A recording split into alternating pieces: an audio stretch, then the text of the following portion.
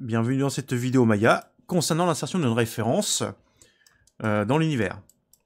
Dans une des vidéos, j'ai expliqué comment insérer une référence avec une texture. Et comme j'avais dit, ce n'est pas forcément la méthode la plus rapide.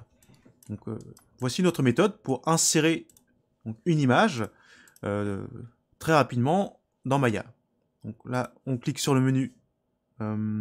Alors, c'est sur le menu voilà, Create.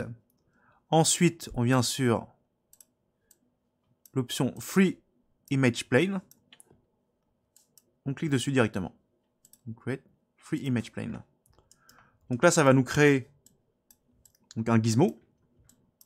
Donc, pour l'instant, donc c'est en fait un plan complètement vide hein, dedans. Donc, afin de rajouter une image à l'intérieur, donc là, je la sélectionne et je clique sur Attribute Editor.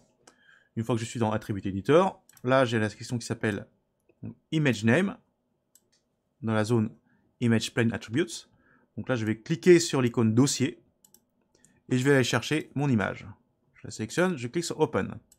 Donc voilà. Donc maintenant, j'ai l'image qui est disponible.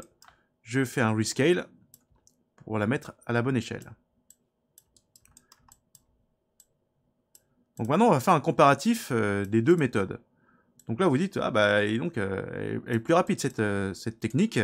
On affiche l'image très rapidement, en quelques clics, et c'est bon. Alors, certes, c'est vrai, ça va très vite. Ça nous permet donc d'insérer une référence image dans l'univers 3D. Sauf que on n'a pas sur cette méthode.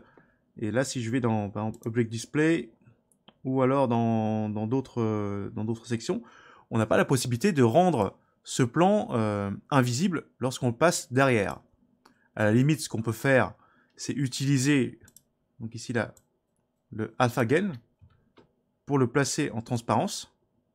De cette manière-là, en passant derrière, on pourra voir en transparence.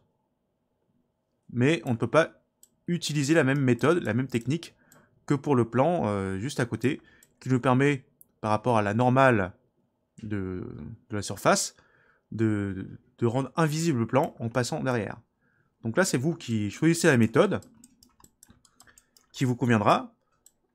Donc pour pouvoir insérer une référence image dans l'univers Maya. Donc on a vu que la méthode de gauche était un petit peu plus longue à mettre en place, puisqu'il faut créer un matériel dans l'hypershade. Ensuite, il faut faire tout un tas de réglages pour que ça matche avec le plan. Ensuite, pour faire un rescale, etc. Alors qu'ici, là, en cliquant directement sur le menu Create Free Image Plane, ça va relativement vite. Donc après, si vous considérez que vous pouvez travailler dans ces conditions, c'est à vous de voir.